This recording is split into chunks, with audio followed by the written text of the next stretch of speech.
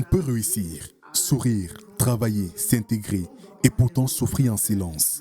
La santé mentale n'a pas de visage. Elle se cache parfois derrière les pudeurs, la foi, la tradition ou alors la peur du jugement. Et dans les diasporas afro-descendantes, ce silence peut devenir un facteur collectif. Le 20 décembre à Bruxelles, l'Association des soignants camerounais de Belgique, SOCABEL, a décidé de briser ce mur invisible. Professionnels de la santé, coachs, chercheurs, responsables politiques et diplomatiques et acteurs communautaires se sont retrouvés autour d'un thème. Santé mentale et diaspora afro-descendante, briser le silence, agir ensemble. Dans une salle comble, aux profils variés, une même urgence. Mettre des mots sur des mots trop souvent tue. Car ici, la santé mentale n'est pas un concept abstrait. Elle traverse les familles, les parcours migratoires, les chocs culturels, les solitudes quotidiennes. Pour la coach et conférencière Andorette, tout commence par l'écoute. On écoute les gens en prenant du temps, en leur accordant toute notre attention et en leur donnant vraiment la possibilité de s'exprimer. Une parole simple mais essentielle dans une communauté où parler reste souvent un acte de courage.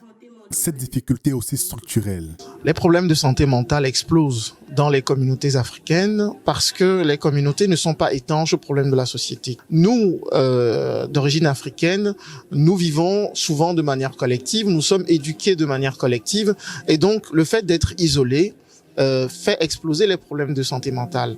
L'exil n'est pas qu'un moyen de déplacement géographique, c'est parfois une rupture sociale et émotionnelle. À cela s'ajoutent des tabous culturels. C'est souvent un sujet tabou et on n'en parle pas beaucoup parce que on se rend compte que c'est un problème, mais on veut le minimiser. Par nos traditions, on s'est dit, voilà, ou alors soit on les lie à la sorcellerie, soit on les lie à la foi. Un silence qui empêche de demander de l'aide et retarde les prises en charge. La journée s'est poursuivie par des ateliers participatifs, espaces d'échange et de solutions. Parler, comprendre, agir. Et pour clore cette rencontre, un message institutionnel du ministre conseiller à l'ambassade du Cameroun qui a salué l'initiative.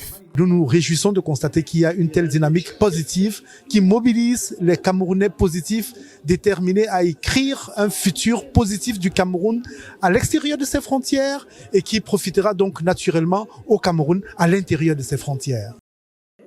Avec SOCABEL, la santé mentale sort de l'ombre. Et quand la parole circule, la guérison devient enfin possible.